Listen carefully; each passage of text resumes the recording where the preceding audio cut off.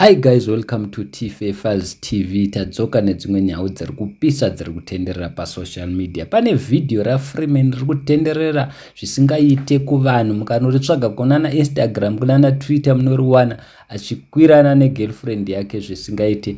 Mukatarisa video racho arikutofamba bhurugwa rake riita kunge rine chimuti chakamira. Handizivi kuti munoti kudini nazvo kana mariona mutudze pa comment section. Asi video iri rakandwa na Quinta Delicious vachidedzera kuti mufesi uyu ndinomuvenga akandiseka mumwe musi achititi inini ndirizi mukomana rine beche ndirizi mufesi rine beche. Saka Quinta Delicious ndo valikisa video, asi video racho harina kumira zvakanaka guys. Vanhu vataura zvakawanda vakati ko Freeman akapusa sei achibvumidza magirlfriend ake kuti amutore mavideos, because vanozoita sei vanozoashatisa against him, because zviri kunzi musikana uyu ari kurwadziwa nekuti akazama kufonera Quinta, akazama kufonera Freeman anga asingabati phone, plus futi zviri kunzi mari yacho yakaenda na Freeman kuout nemukadzi wake nevana yanga iri mari yakabva kugirlfriend. Saka girlfriend yakabva yatsamwa ikabva yafonera Quinta Delicious ichiti akandidzimira phone asi ndini ndakamupa mari. Saka